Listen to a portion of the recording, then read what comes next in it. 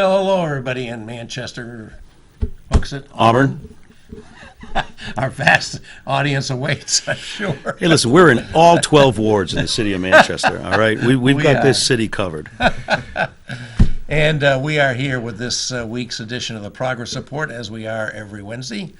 Delighted to have my good friend Mike Farley next to me here, as he is most of the time, and during the summertime, every Wednesday.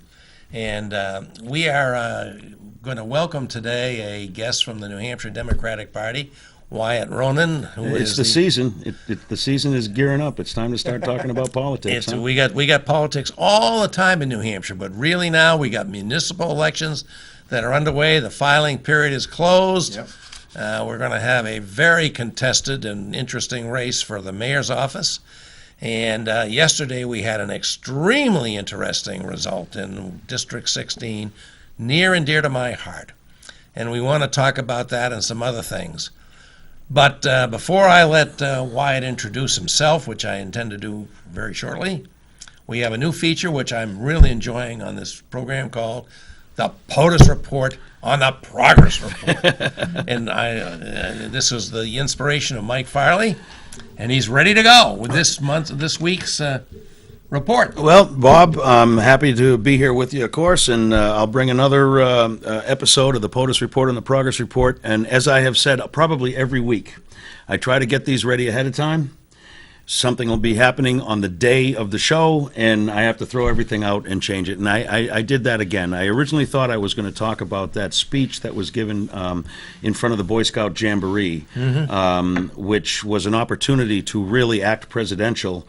And you know, maybe some words of inspiration, some soaring rhetoric about the Republic, but instead it was actually a political campaign speech, which did everything from denigrating his former opponent to denigrating his predecessor in office, which there's been a lot of commentary on it. I'm not going to go further other than it made my skin crawl to watch it. I think it was disgusting. And I'm waiting for the Boy Scouts of America, not the kids, but the people. Yeah, who that run organization program. has. I want to hear from them, disavowing this speech and saying that it does not represent the values of the Boy Scouts of America. But that's not what I'm going to talk about today. Today, Okay. I'm going to talk about the Twitter tweet storm that erupted this morning, within which, in the course of 3 tweets, President Trump declared, and I'll just read it. I'll read it verbatim. Quote, "After consultation with my generals and military experts, please be advised that the United States government will not accept or allow transgender individuals to serve in any capacity in the U.S. military. Our military must be focused on decisive and overwhelming victory and cannot be burdened with the tremendous medical costs and disruption that transgender in the military would entail," unquote. Now, there's been a lot of reaction to that. The one thing that I will add is that according to a RAND report, which was relied upon by the Pentagon in their analysis of the previous change in policy to allow transgender military members, they've cited as high as 11,000 transgender military personnel, including in the reserves. I've heard numbers as high as 2,500 to 3,000 in the regular armed forces, so the majority would be in the reserves, but of course the majority of our forces are in the reserves. But I've heard the other side of the argument saying that it's as few as 200 people, and this is much ado about nothing. But I want to focus on the language that was used in these tweets, because I find that as abhorrent as the policy is, and by the way, that doesn't change the policy. The military changes its own policy. It would be quite some time, as much as a year or two, before the military would actually change their enlistment policy in response to these tweets. You can't change military policy by a tweet. But the way he refers to my generals and my military experts, I find that to be very concerning. It says to me that deep down inside, in his core, this gentleman does not understand the principles of our republic. Well, it's a piece with his attack on the Attorney General, Jeff Sessions, who was Absolutely. the first senator by a long way to endorse him as a candidate for president.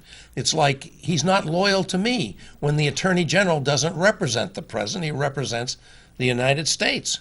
And the oath that these people take is to uphold and defend the Constitution. It is not an oath to the government. It is not an oath to the president. It's an oath to defend the Constitution. You took a very similar oath both when you became a lawyer and when you were sworn in as a state representative. You take Indeed, it every I did. time. Yep. And it's to defend the Constitution. You're not loyal to the governor or anything like that as a Right. New Hampshire state rep.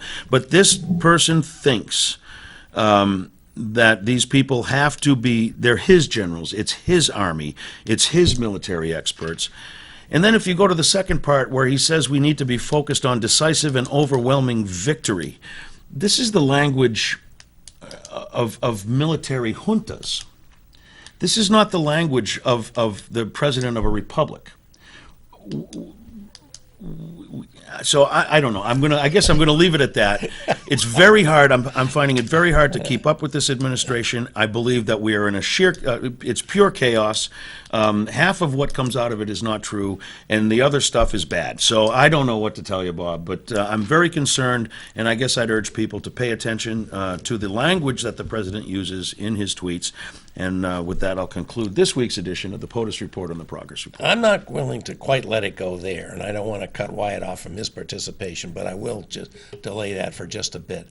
You know, we had in the Clinton administration, when Clinton was first inaugurated, there was the issue of gays in the military, and there was the so-called Don't ask, don't tell. don't ask, don't Yep. tell. A bad policy. A bad policy, but the best he could get away with, given the ferocious opposition. And it was an improvement over what was there. And it was an before. improvement over what we was, which was absolutely no gays in the military. Now we've got And past persecution. that, and we do let gays serve in the military. I always loved what Barry Goldwater said about it. He said, "I don't care if they're straight. I care if they can shoot straight." And I thought that was the kind of the common sense of the thing. So how can he attack the transgender people who are serving in our armed forces? And is he going to come after the gays next? I mean, that just astounds me that that people who have a question about their gender identity, or maybe they don't have a question, but they switch from one to the other. But the people who are openly gay, either lesbian or homosexual males, how can they not be next in his attacks? And the other thing that troubled me about this was, where did this come from? Yeah. It's completely out of left field, at least with regard to the stream of issues that we're dealing with right now. Yeah. International, local, and political. You know, I mean, it's I have no idea where this came from. I think it was an effort, again, to change the subject, to shine put a shiny object out there so that the press could go and deal with that, and not report on the utter failure of the Senate to pass the bills that they're trying to pass to eliminate Obamacare. But So, there's a lot folks, to if you talk want to about. get in and challenge Mike or praise Mike for his the POTUS report and the progress report, the number, as always, is 640-3091. And now I want to have our guest have a chance to introduce himself. We do have the Director of Communications for the New Hampshire Democratic Party, Wyatt Ronan, here, and I'd like you to tell a little bit about yourself. How did you get to New Hampshire? How did you get to be in this this position, and why? Well, thank you for having me. It's a pleasure to be here. The way that I ended up in New Hampshire, I was going to college in Northeastern University. I was a resident of Western Mass, where I grew up, and went to Northeastern for college, and ended up coming up here to work on the Obama campaign in 2012 as an organizer down in Amherst and Hollis and Brookline. Oh, yeah. I went back to college, did a couple other things, came up back here to work for Next Gen Climate, a company geared at trying to educate and increase clean energy. And then went out to Ohio to actually work for Hillary Clinton's election campaign as a press secretary, regional press secretary for that campaign, and ended up back here in New Hampshire. How long you been here? I mean, in the current job? About 7 months now, it should be. Okay. Yeah. And as Director of Communications, what is your responsibility?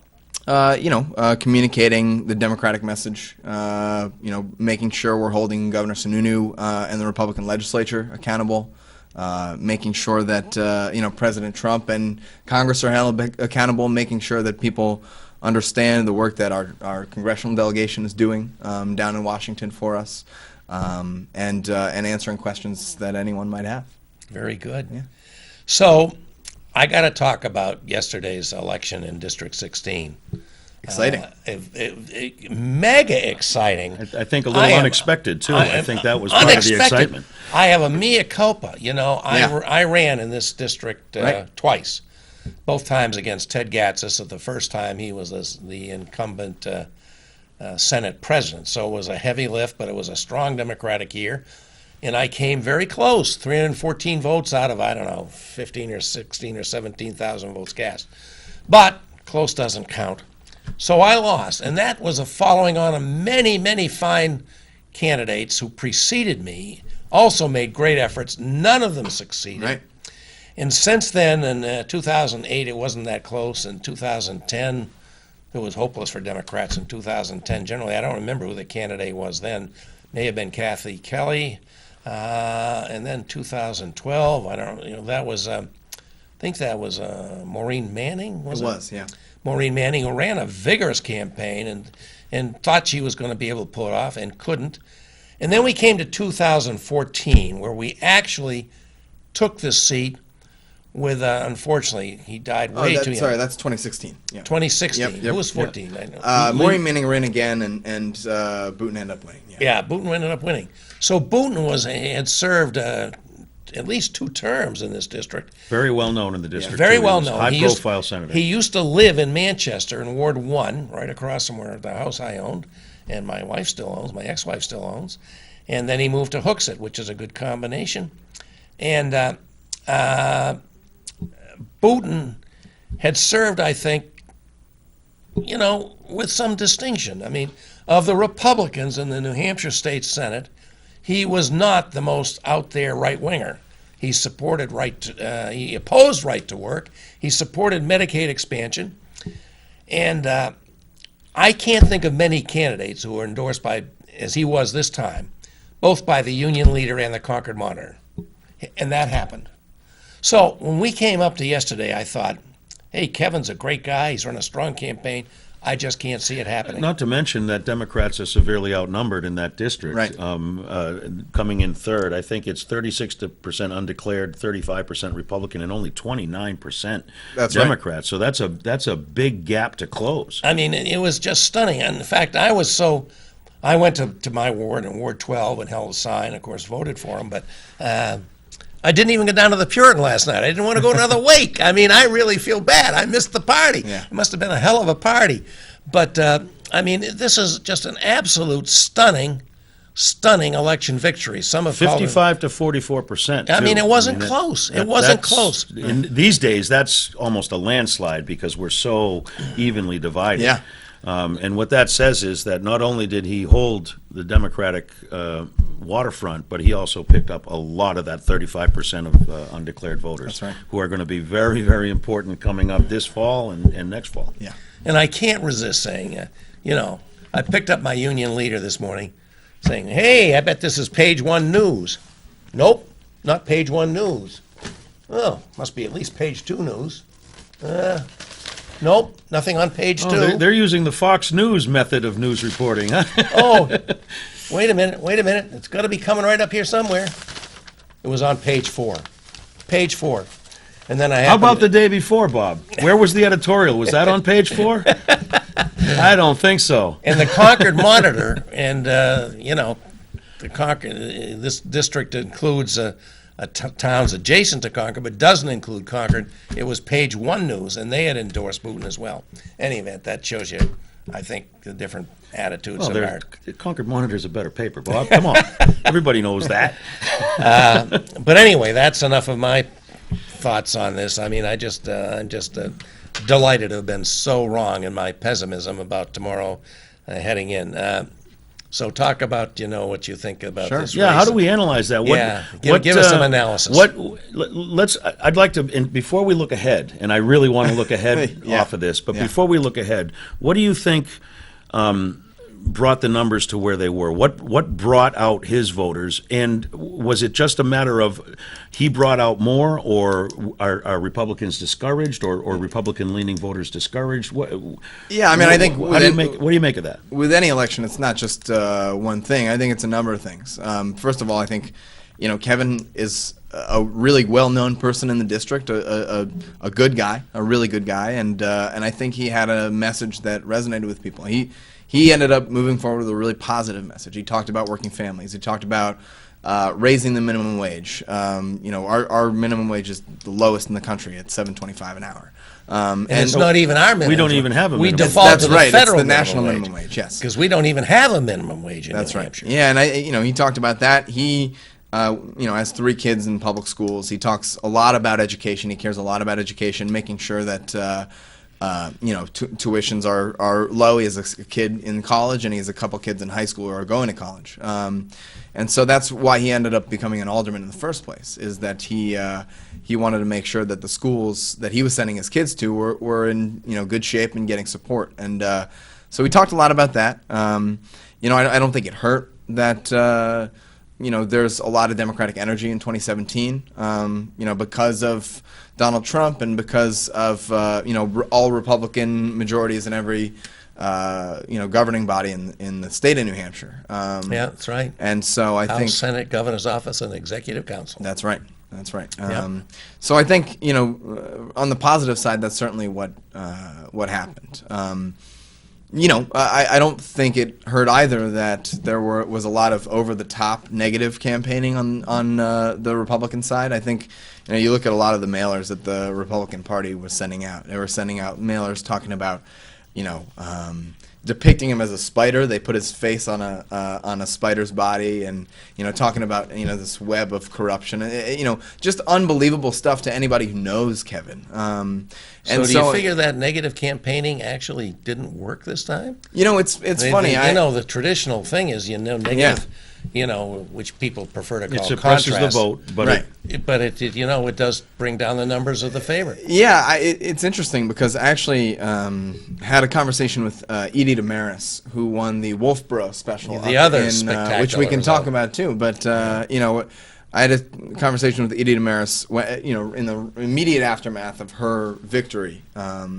And what she told me was she'd be at house parties, and Americans for Prosperity would be sending out all this literature saying, she's massively anti-gun, she wants to take away your guns, and she'd be having conversations with people around the community, and she'd be talking about how her son has gotten really into hunting, and she's developed a taste for venison as a result, and people would be kind of talking about the fact that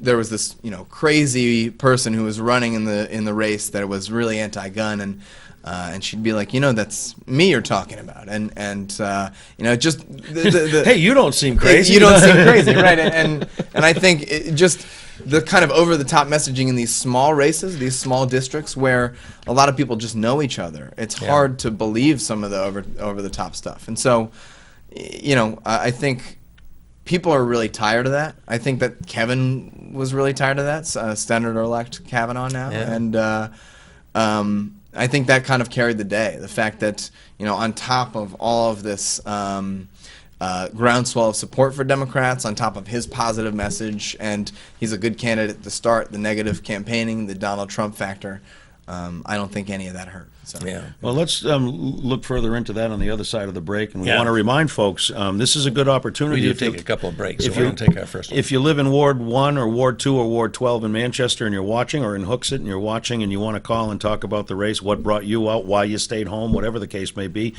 call us at 640-3091. But right now, we'll take a quick break, and we'll be right back on the other side.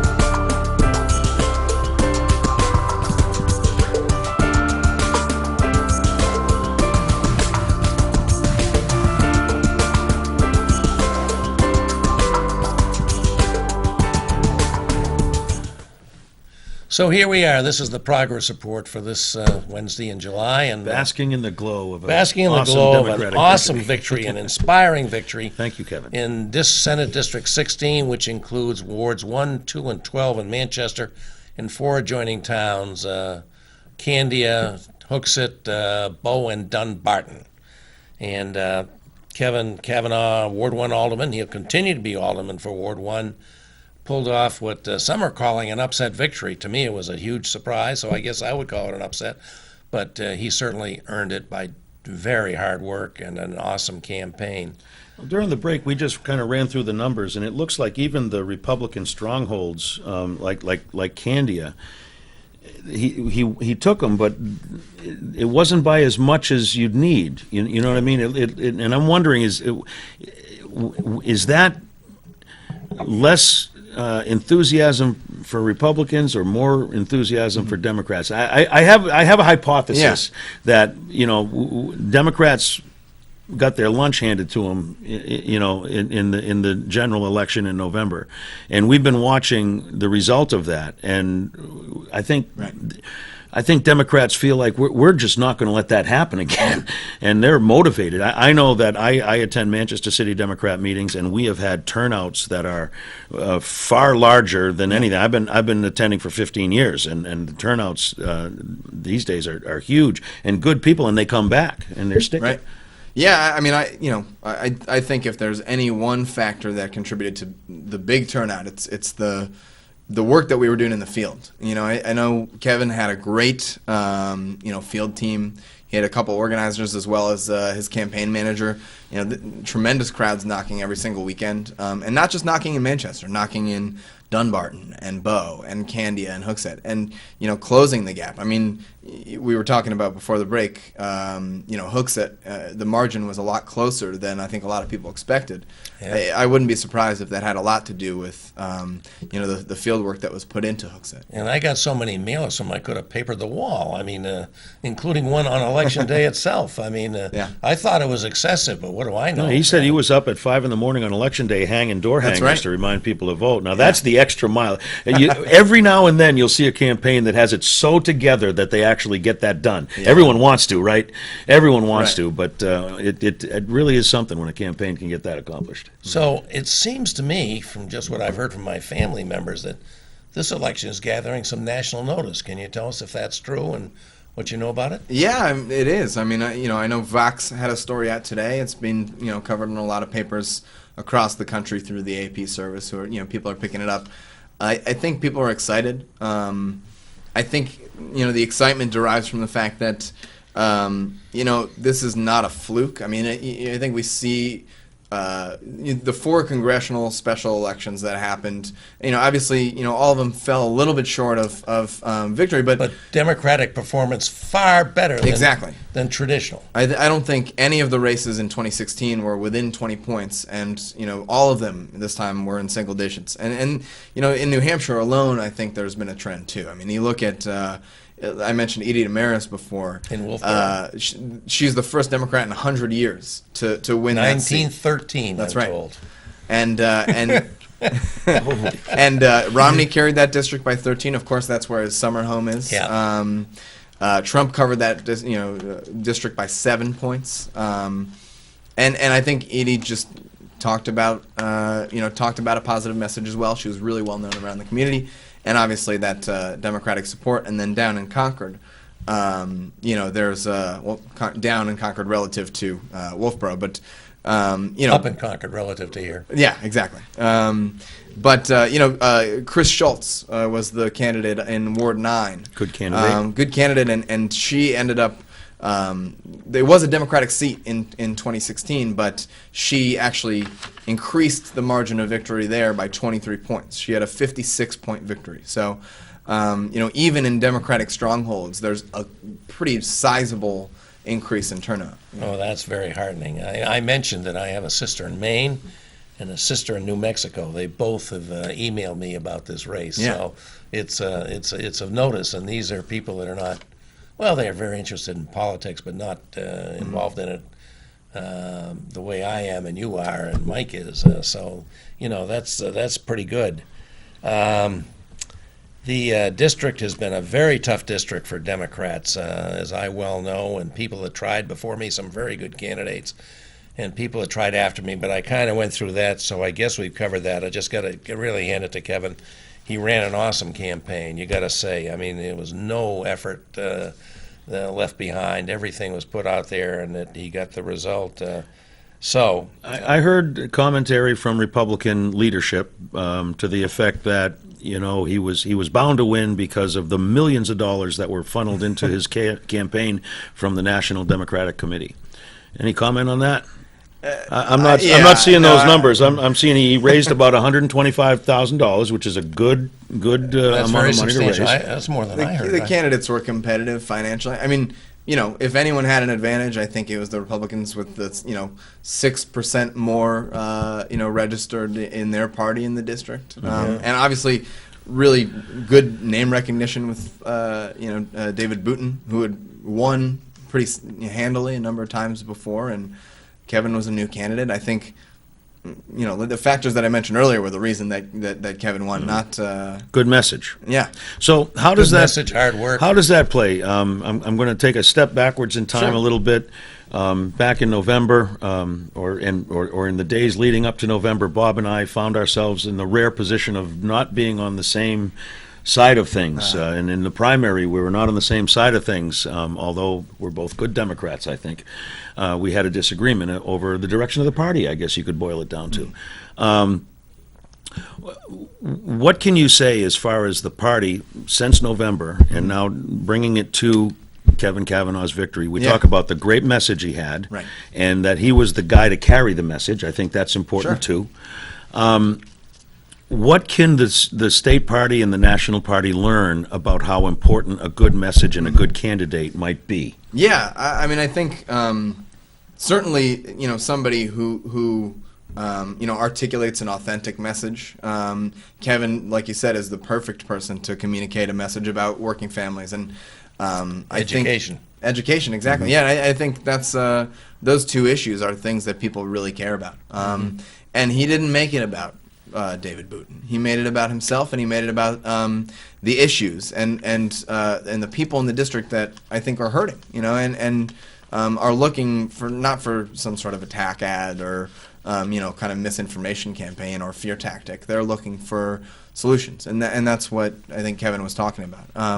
The other thing that I'll say with regard to that is that I think we have a unique perspective on that, being the New Hampshire Democratic Party, because obviously Chairman Buckley ran for the DNC chair, and so I think he had a pretty well laid out vision for what he thought the party should look like in 2017, and the thing that he kept returning to was investment in on the ground in the field organization, and he always talks about the fact that in Minnesota and in New Hampshire there are really solid field organizations that are built within the state on a very hyper-local level. So we have, we have town committees, we have county committees, we have our state committee, and ward committees in Manchester. Ward committees, and as they well. meet. They actually That's meet. right. They do work. Yeah, and they, I think we all work in conjunction with one another to make sure that we're talking to people and getting ready for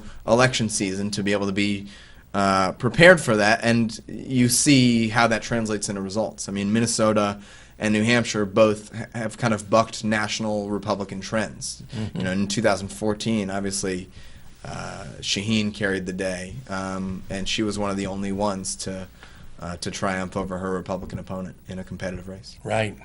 Well, it looks like we got a call, which is a great thing every time we get a phone call. Hey, Tom.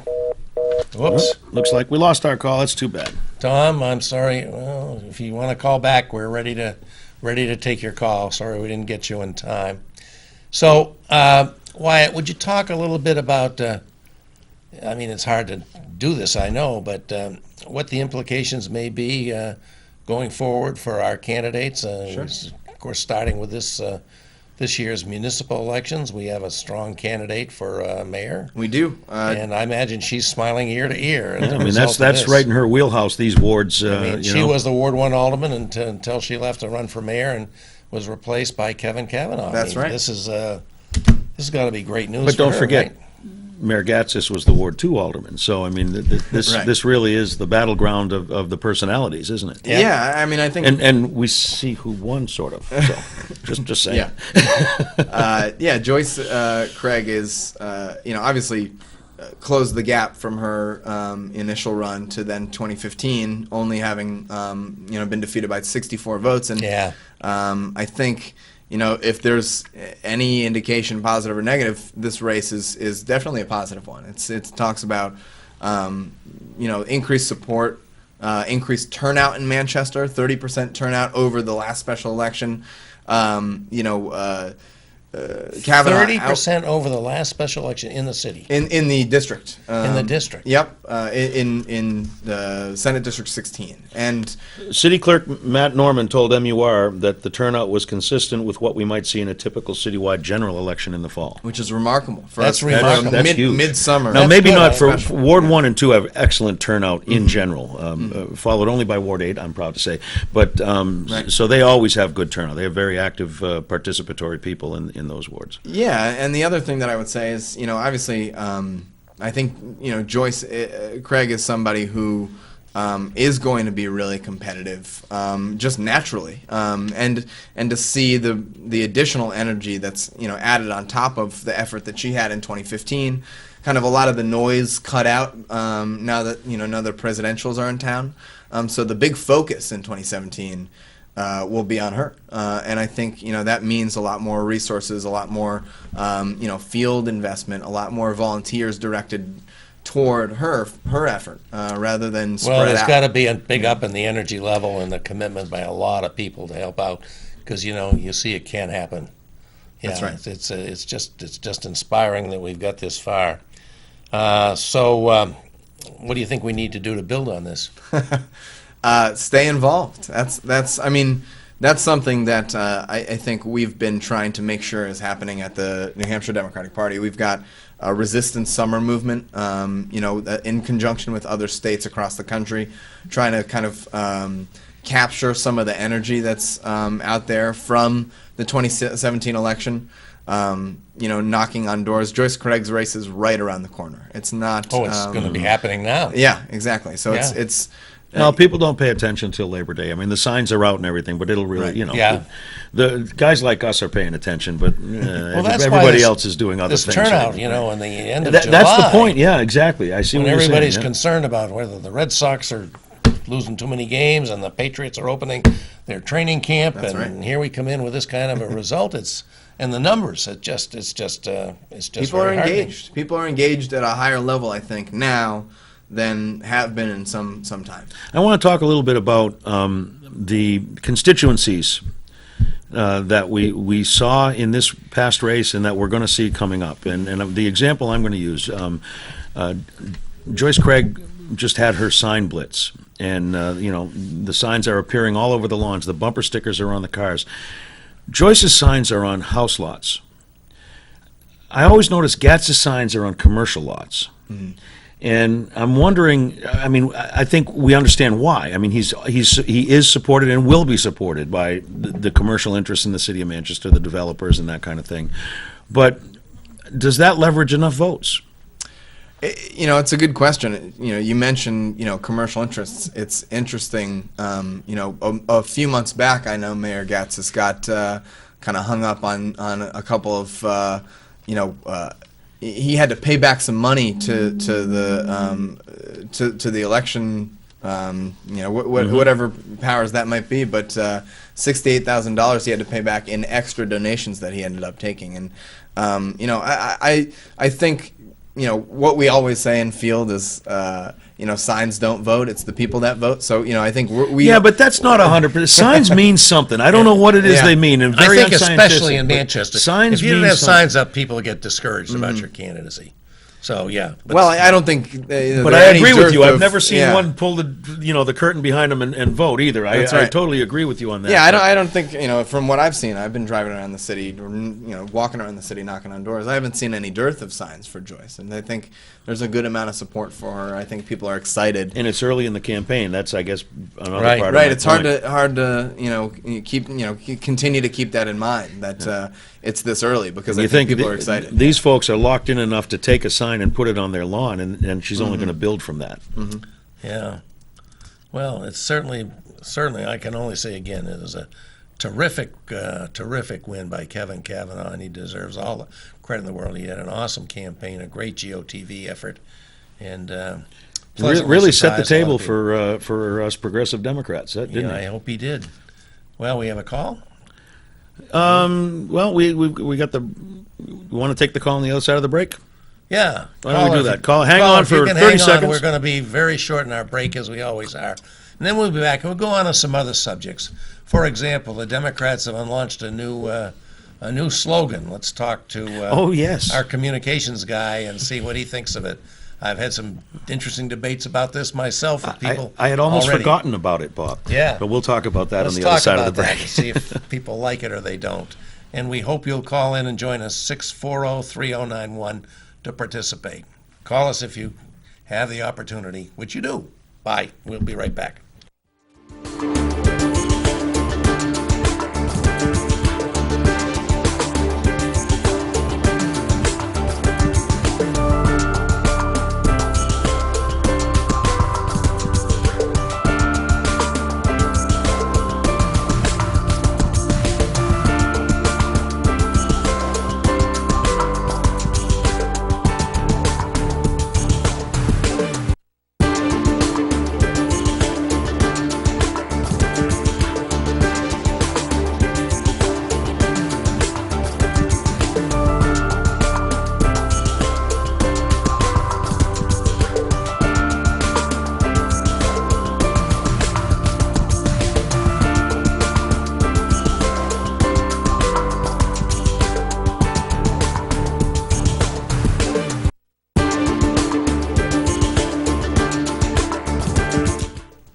So we're already on our third, and as always, this is our final segment as the hour speeds by, as it so often does.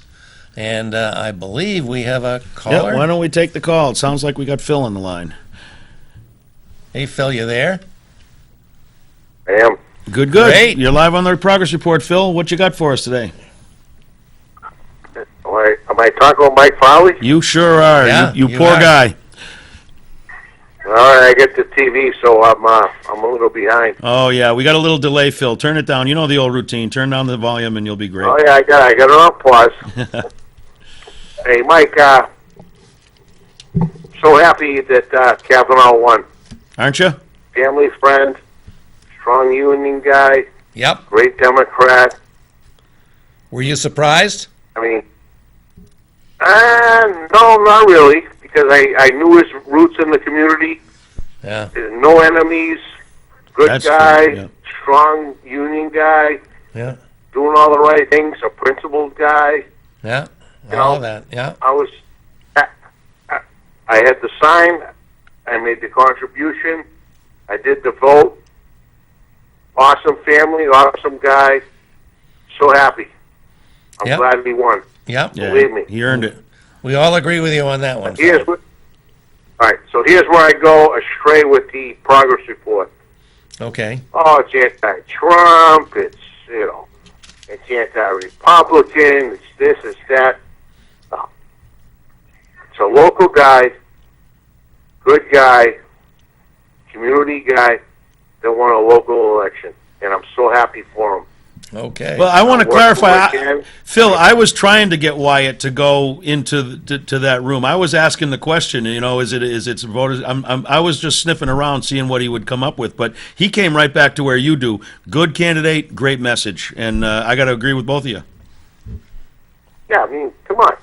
Kevin Kavanaugh, there's not 5 people in Manchester that have a bad word about him. I don't think you Just could a find good, 5. solid guy. I agree with you. Yep. That's the way he struck us when he was here. And in today's political world, that's saying something. Sure is. It really is. Yeah. So I'm so happy for him. Yeah. But, to turn it on all, the anti-Trump, anti-Sununu, believe me, I'm a hardcore Democrat in my heart, and I'm Yep. so disgusted that we don't have more hardcore Democrats really pushing for progressive policies, health insurance, equal pay. Yep. Let's take a time out, by the way. The minimum wage in New Hampshire, 7.25. Yeah, and only because it's the federal one. Yeah. Well, we had the most popular governor in the world for, I don't know, what was it, 10 years? Yep. And it's still 7.25. Yeah. Let's stop with the trumpets and saying everything's great. There's still people that can't go to the doctor. The Yep. VA's a joke. When are we going to start talking about really what matters? Like Kevin does. Kevin says, we need a lot more money for education. I'm all for it. Yeah. He doesn't worry about, he's not counting votes. He says, Yeah. I think we need a lot more for it. I can remember when we had a little powwow. We tried to call aldermen. It was myself, Pat O'Neill, and Brenda McCafferty to get more support for education. So we invited a few people to our little get-together. It lasted about 30 seconds. One guy showed up, Kevin Kavanaugh, and he said, I agree with everything you guys said. We do need more, and I'll voice my opinion. And then it ended. That was it. Very That's it. good. Well, We're all done. he represented himself well in that one too then. Yeah. Of course he did, because he's a genuine guy. It's not because he's a Democrat. It's not because it's anti-Trump. It's not anti-Sununu. Kevin Kavanaugh won because he's a genuine guy that speaks his mind, that's loved by everybody. And the Democrats can try and carry it on to, oh, we're gonna win this, we're gonna win that. I'll give you the little example. Joe Kelly, good friend of mine, has no opponent. Yep. Yeah. That's shocking to me. The Democrats are doing so great. It's a joke. And you guys, I love you, Mike. Believe me, you're a straight shooter. Oh, it's To coming. make this It's like coming. The Democrats are gaining some ground. It's a joke. Well, let me tell you. Joke. Let me tell you. Any special election, who's going to win? The guy- Union-backed activists. Oh, good point. Oh, not And always. Kevin Not deserves it. always. I mean, he deserves it big time. Yeah. But he's a union guy, which I am. It's no big surprise. Yeah. So let's stop disguising it, and this is a prelude to what's going to happen in the city and this and that. Just call it what it is. He won. He's genuine. He's well-liked. He's a good guy. And he has backing from the unions. Okay, we got the Oh, message. yeah. We got the message, Phil. We got it. Thanks, Phil. Thanks for calling, Phil. Yep. Take care. Well, let's talk about it. He makes a very good point, and he's agreeing with you. And I was trying to bait you. I was trying to make a bigger thing out of this. I'm wishing that it's a bigger thing. I really am, because I think that if Democrats can win in Manchester this fall, we're going to be better off. I think if we take the mayor's office, we're going to be better off. I think if we do better in the Board of Mayor and Aldermen, we're going to be better off. So I want that. I want that to happen. And sure, maybe I was doing some wishful thinking. I don't think we talked about anti-Trump anything. But what I did mention was that there are a lot of Democrats who are seeing what's going on nationally every day on the news, and they're looking for something to do with their agitation. I think at the very least it's a model for how to win a race like that. You know, it's not a new one either. Good candidate, great right. message. I mean, you exactly. know. Yeah, good candidate, great message, and I think that's something that Joyce Craig has as well. I think And the that's campaign got it out. yeah, Yep. that's right. Really good campaign. Well, I appreciate Phil's call, because he tried. He's kind of a down to earth kind of guy, and he kind of brought us out of the clouds back down to the Yes. nuts and bolts. And sure, those are the facts on the ground. But you know, part of what we're doing is kind of reading the tea leaves and seeing if it has any meaning to beyond just what was there. I take seriously what Phil's saying, but I think that there is an indication when you look at the numbers. I think that there's a sense that there's probably more excitement on the side of the Democrats than there is on the side of the Republicans for their candidate. Yeah. Now, Yeah. what's going to happen So, in September and November? Who knows? So let's talk a little bit about that, notwithstanding what Phil wanted us to concentrate on, which we have concentrated on. But we do have a national Democratic Party, and there's a lot of turmoil and ferment there. And I understand that the party is putting forward a new slogan for the party: a better deal, a better deal. And I had an interesting debate with somebody who was calling up to make sure I voted for Kevin, which of course I did. And I don't like it. We should be talking about empowering the middle class. Well, I don't know. I think that when you start mentioning class, you're opening up trouble for yourself, generally speaking. And Why is that, Bob? You know, I'm sorry. I know you're going somewhere, but why is that? I'm of the belief, you know, when I hear someone say we can't have class warfare, my response is we've had it for 50 years and we're losing. We got to start fighting. Why am I wrong? Well, I don't mean to be belligerent, but why am I wrong? Well, I think because a lot of people still resonate with the idea that we're attacking the rich because they're rich. In America, everybody should be able to become rich. So people don't like to hear that. So I don't think that's a winning political message. So that's my response to you.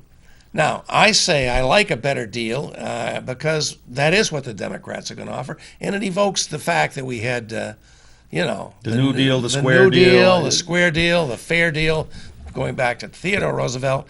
And I think, that evokes that. Somebody said, well, hell, one of the pizza companies said a better pizza. Well, I just think, I kind of like it. You're a communications guy. What do you think? We got a good message here? I think what the Democrats are trying to do is respond to a lot of the people out there who were saying we want to know what the Democratic message is moving forward. And I think. But what is the message? I watched the press conference. What's the message? Yeah, no, it's a slogan. It's a slogan. It's a slogan more than a message. It's a slogan more than a message for sure. But slogans are important. But I think Make America great again. That was a slogan. Yeah, but when I think here's what I think: New Deal. Okay, all right, that last hand's done. They took all the money off the table, and we're going to have a new deal. Let's start over. What do I get out of that? Well, I'll tell you what. It's not a new deal. It's a better deal. I am a white Better than man the New Deal, in my 50s. I was laid off and lost my job for over a year during the recession.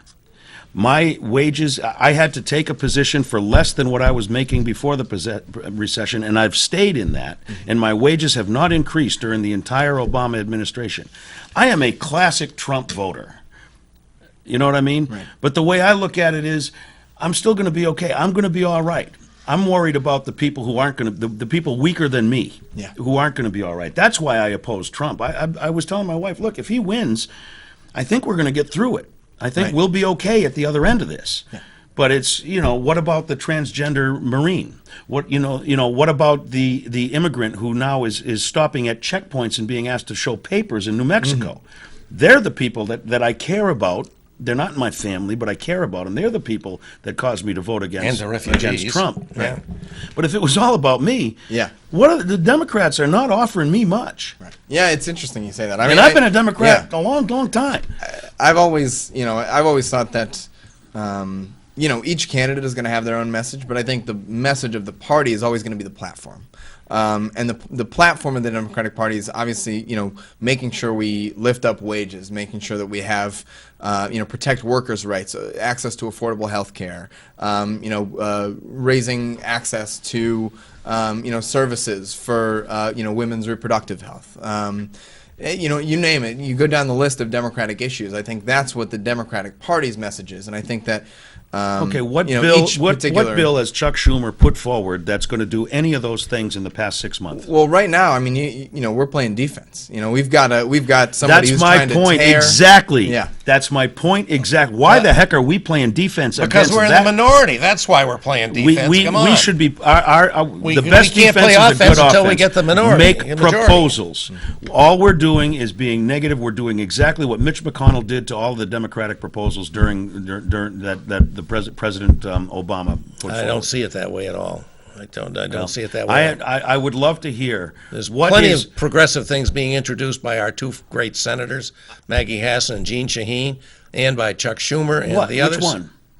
Give me one. That's all I'm asking. And I pay attention. I'm trying to find it. I know they're out there. I can't name them because they go nowhere because they don't control the agenda in either house. So they don't get very far. But that's not to mean that they're not putting them forward. They certainly are. Well, we've heard, and certainly Elizabeth Warren is, and Bernie Sanders. I will grant you those 2 points. Yeah. Which again makes my point. Yeah. That's making my point. You know, that's all. I just think that right now we as Democrats are in such a position to really, really turn things around in a way that can be really long lasting, to change the image of our party to the populace of the United States of America, because we're being served up a real softball here, and I'm waiting to hear. You know, we heard a lot of talk. We don't have to repeal Obamacare. We can fix it. I did not hear any proposals as to what needs to be fixed and how they're going to. No proposal. Well, they won't work with us. Get started. That's my. You know, you're a message guy. Tell me, what am I missing in the message? Where am I wrong? Yeah. No, I mean, I think we have so many distractions right now. I mean, you look at. Trump is tweeting 10, 20, 30 different things a day. There's so much going on controversy-wise that I think it's hard to focus in on one thing. But I think right now for the Democratic Party, for all of the people in Congress, our focus is very singular, which is to make sure that in Congress what they're doing right now doesn't get through. And I think that after that conversation is done, we can start to talk about all this other stuff. But I think that we have a tendency to jump from issue to issue to issue, and it doesn't allow us to dedicate the amount of focus that we need in order to actually defeat this thing that doesn't seem to be dying. Yeah. I think we have a call. Do we? Well, it looks like maybe not, but we are getting close to the end. Okay, we're getting so very I don't know close if we to could the even end. take a call if we wanted to. Where are we? Oh yeah, we got 1 minute to go, Bob. We got to close the show. Is that it?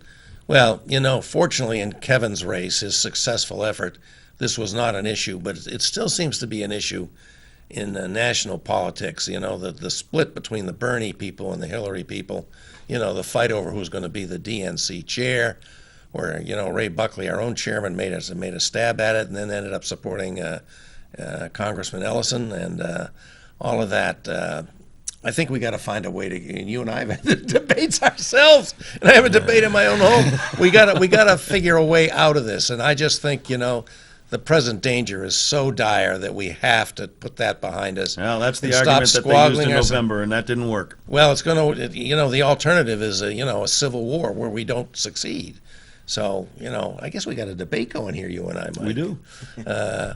But anyhow, I want to thank you for coming in, Wyatt, and helping us understand this and the messaging that we need to get forward. Yeah. Unfortunately, with Kevin, none of this mattered. It was strictly a good candidate. It was a good message, as our caller said, and very inspiring. We should learn from that. We should learn from that. There we Everybody have it. should. And thank you, folks, for watching, and our callers for calling. And we'll be back next week with another edition of the Progress Report, the most dangerous hour on TV. You so know it. Tune in. Thanks for watching, folks. It's Take been fun. care. Bye.